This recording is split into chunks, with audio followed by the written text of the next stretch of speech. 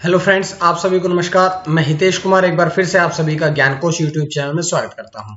आज है 13 अप्रैल और 13 अप्रैल से जितनी भी करंट अफेयर्स बनेंगी वो हम आज की वीडियो में चर्चा करेंगे।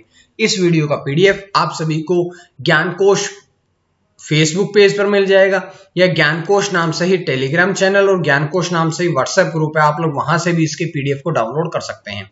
तो चलिए शुरू करते हैं आज का पहला प्रश्न। तो सबसे पहला प्रश्न आपकी स्क्रीन पे आता है कि भारत और किस देश के बीच में वर्चुअल शिखर सम्मेलन का आयोजन किया गया। देखिएगा, भारत और कौन सा देश ऐसा है जिसके बीच में वर्चुअल शिखर सम्मेलन का आयोजन किया गया है। तो चार ऑप्शन आप लोगों के पास है, यहां से आपने देखिएगा ऑप्शन बी पे लिखा है नीदरलैंड, यानी कि ऑप्शन बी नीदरलैंड ऐसा देश है जिसका भारत के साथ में अभी वर्चुअल मोड पर एक शिखर सम्मेलन का आयोजन किया गया है। तो बात करते हैं पहले इस प्रश्न के बारे में, चारों ऑप्शन के बारे में, उसके बारे में आगे चलते हैं। देखिएगा, पहले ऑप्शन पर लिखा है जापान। जापान को निप्पॉन के नाम से भी जाना जाता है। और अगर प्रधानमंत्री की बात करें तो योशिहिडे सुगा जो है वे वर्तमान में जापान के प्रधानमंत्री है। बात करते हैं दूसरा रूस। तो रूस के राष्ट्रपति का नाम है व्लादिमीर पुतिन। अमेरिका के राष्ट्रपति है जो बिडेन, जो कि अभी नवनिर्वाचित हुए थे। अब इस प्रश्न का आंसर जो है वो आपका नीदरलैंड है। अब हम बढ़ते हैं इस प्रश्न की तरफ। तो देखिएगा, नीदरलैंड के बारे में पहले अगर हम थोड़ी सी बातें जाने तो नीदरलैंड के प्रधानमंत्री मार्क रूटे, नीदरलैंड देश का इसमें प्रतिनिधित्व किया है नीदरलैंड के प्रधानमंत्री मार्क रूटे ने। और अगर हम बात करें भारत का प्रतिनिधित्व कैसे किया है, तो भारत का प्रतिनिधित्व जो है वो किया गया है भारत के प्रधानमंत्री नरेंद्र मोदी के द्वारा। तो ये तो बात हुई है इस वर्चुअल सम्मेलन के बारे में।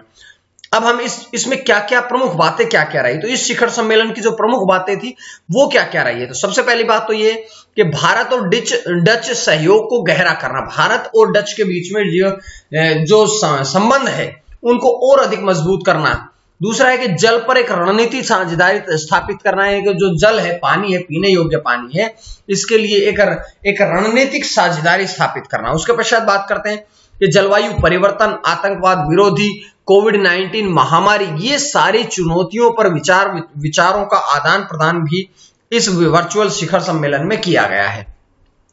तो इस प्रकार से पूरी जानकारियां मैंने आपको पहले प्रश्न से आपको दी है। उसके बाद देखिएगा, ज्ञानकोश ऐप भी हमने बनवा ली है, जिसे आप एप्लीकेशन स्टोर से जाकर के, जो कि डिस्क्रिप्शन में भी लिंक दिया हुआ है, आप लोग वहां से इसे डाउनलोड कर लीजिएगा। उसके बाद प्रश्न नंबर 2 कि आरसीईपी लागू करने वाला विश्व का पहला देश कौन सा बना है। तो देखिएगा, चार ऑप्शन आप लोगों के पास है। आरसीईपी लागू करने वाला जो विश्व का पहला देश बना है वो कौन सा है, तो चार ऑप्शन आप लोगों के पास है। यहां से देखिएगा सिंगापुर, यानी कि ऑप्शन सी सही रहेगा। सिंगापुर ऐसा देश बना है जिसने कि आरसीईपी जो पॉलिसी है वो लागू करी है। क्या है इसके बारे में हम पहले पढ़ेंगे, लेकिन उससे पहले चारों ऑप्शन की तरफ बढ़ते हैं। देखिएगा, सबसे पहले ऑप्शन पे लिखा है चीन। तो चीन एक पहला ऐसा देश है जिसने की किताब छपाई करी थी। किताब की छपाई करने वाला पहला देश कौन सा था, चीन। उसके बाद है उरुग्वे। उरुग्वे जो है वो फुटबॉल विश्व कप जीतने वाला पहला देश है। सिंगापुर आरसीईपी लागू करने वाला विश्व का पहला देश। अमेरिका, संविधान तैयार करने का जो पहला कार्यक्रम तैयार किया गया था वो अमेरिका के द्वारा किया गया था। तो ये जानकारी हमने ऑप्शन से पढ़ी है। उसके बाद देखिएगा, इस प्रश्न की तरफ चलते हैं। सिंगापुर ऐसा देश बना है जिसने RCEP, regional comprehensive economic partnership जो है इसको लागू किया है। बात कर लेते हैं सिंगापुर के बारे में कि सिंगापुर की अगर हम राजधानी की बात करें तो सिंगापुर की राजधानी है सिंगापुर नगर। उसके बाद हम बात करते हैं प्रधानमंत्री कौन है, ली शियन लोंग।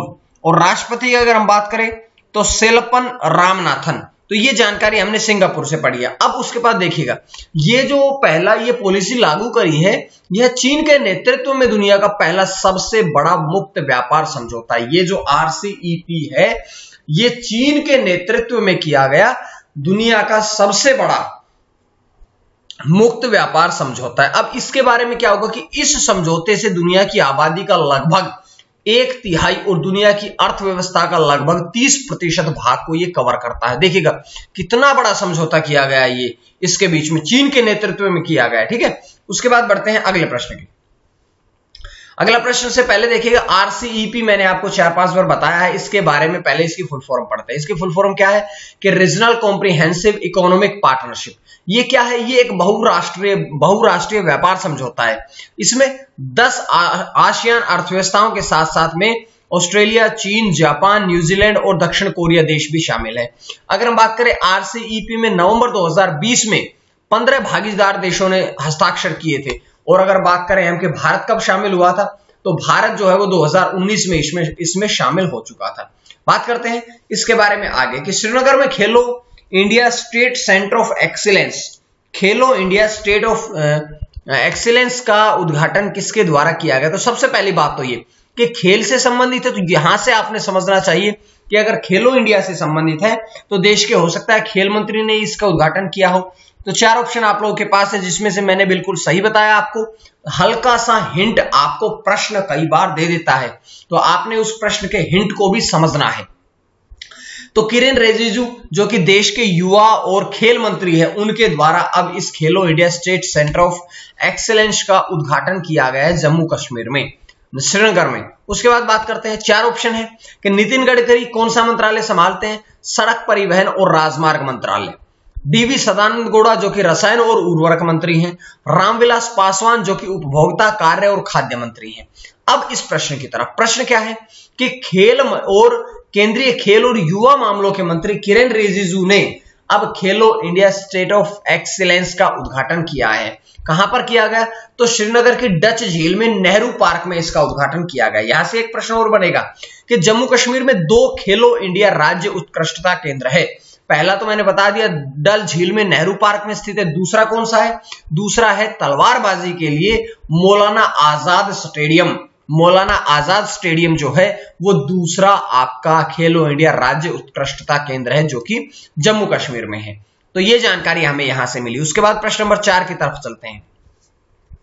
प्रश्न नंबर 4 क्या है कि आरटीपीसीआर परीक्षण अनिवार्य करने वाला देश का 7वां राज्य कौन बना। देखिएगा 6 राज्य बने हैं, 6 के 6 राज्यों ने ये लागू किया है।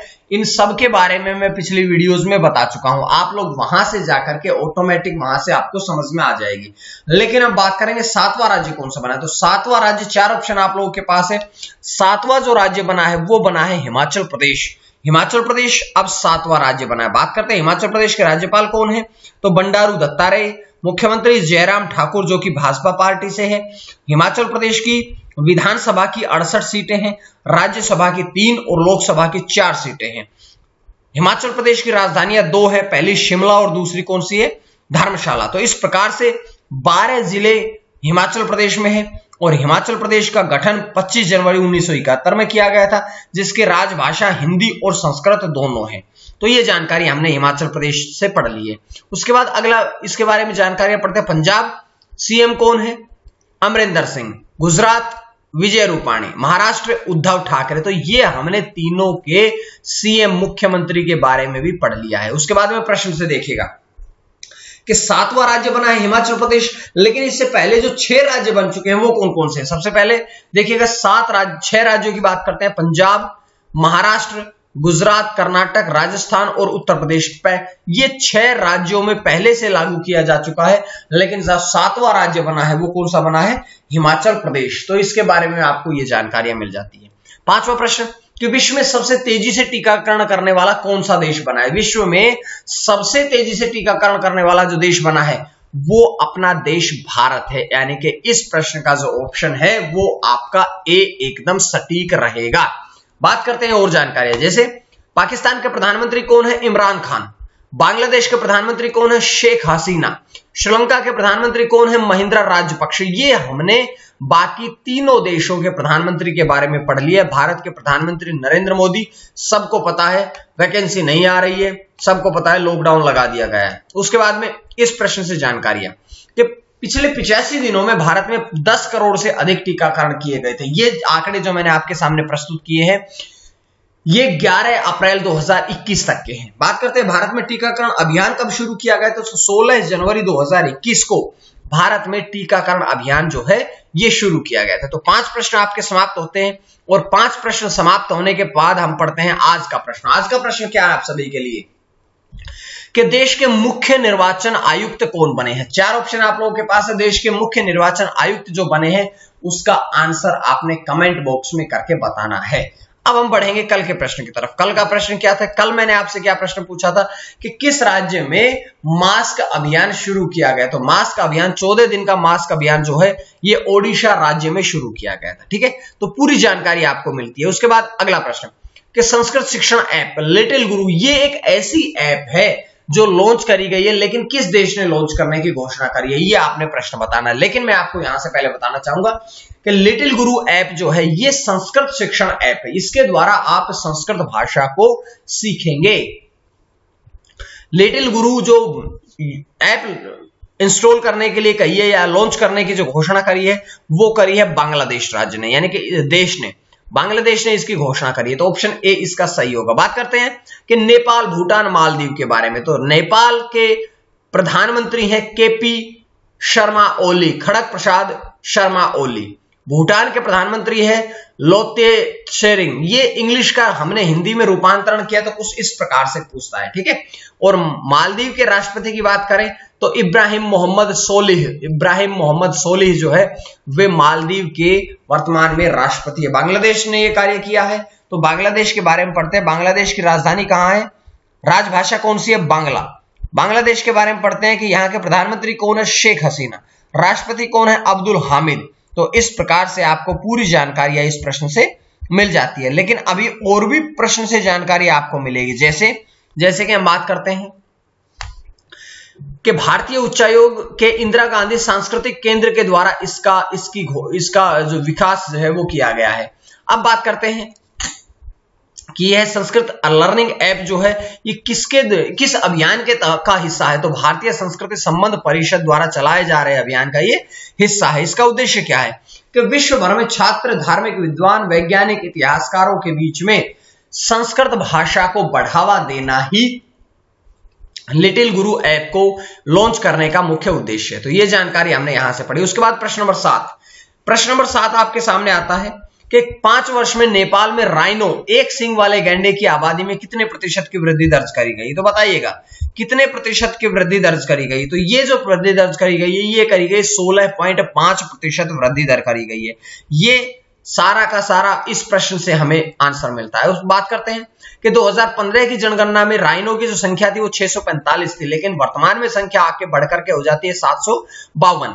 और एक सींग वाला जो गैंडा है, यहां से आपको एक प्रश्न समझना है कि जो आपका एक सींग वाला गैंडा है ये भारतीय गैंडे के नाम से जाना जाता है। भारतीय गैंडे के नाम से एक सींग वाला गैंडा जो है ये आपका जाना जाता है। उसके बाद प्रश्न नंबर 8 है कि ओलंपिक के लिए कुल कितने नाविकों ने क्वालिफाई किया। देखिएगा प्रश्न थोड़ा टिपिकल है, थोड़ा आसान भी है।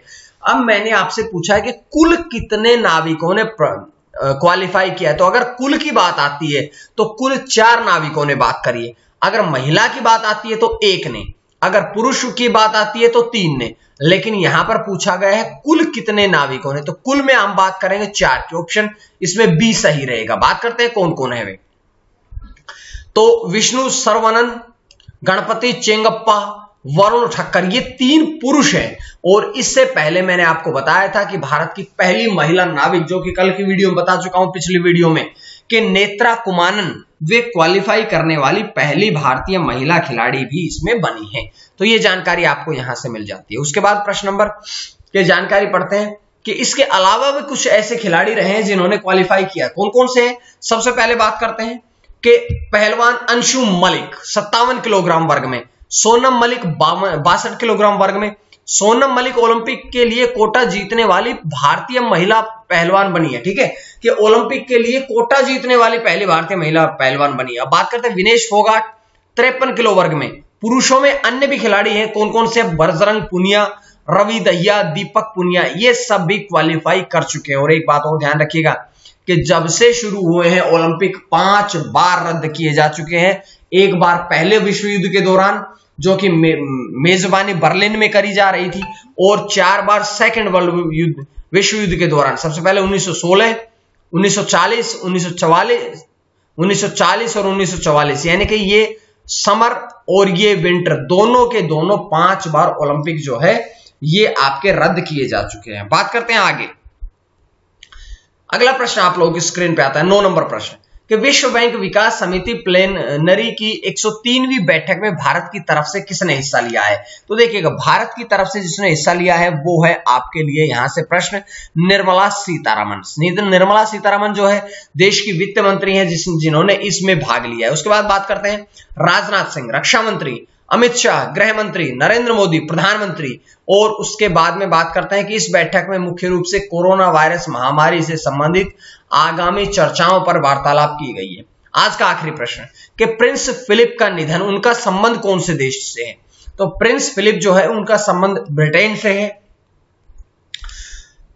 बात करते हैं कि वे दूसरी महारानी एलिजाबेथ के पति भी थे। फिलिप ने 1947 में महारानी एलिजाबेथ से शादी करी थी। ब्रिटिश इतिहास में सबसे लंबे समय तक राज करने वाली महारानी कौन है? महारानी एलिजाबेथ द्वितीय। और फिलिप 2017 में अपने सभी भूमिकाओं से और कर्तव्यों से सेवानिवृत्त हो गए थे, जिसके पश्चात उनका अब 99 साल की उम्र में निधन हो गया। उनका 100वां जन्मदिन जो था वो जून में था, लेकिन उससे पहले उनकी मृत्यु हो गई है। अब हम बात करते हैं, ये सारी वीडियो हमने पढ़ी है। उम्मीद है आपको वीडियोस का जो सीरीज है ये पसंद आ रही है, और अगर आपको पसंद आ रही है तो आप ज्ञानकोश ऐप को डाउनलोड कर लीजिएगा, ज्ञानकोश फेसबुक से पीडीएफ डाउनलोड कर लीजिएगा, ज्ञानकोश टेलीग्राम चैनल से और ज्ञानकोश व्हाट्सएप ग्रुप से भी आप इनके पीडीएफ को डाउनलोड कर सकते हैं। तो यहां से ये जानकारी मैंने आपको दी है। उसके बाद आज के लिए इतना ही। मां सरस्वती की कृपा आप सभी पर बनी रहे। आप सभी का बहुत बहुत धन्यवाद।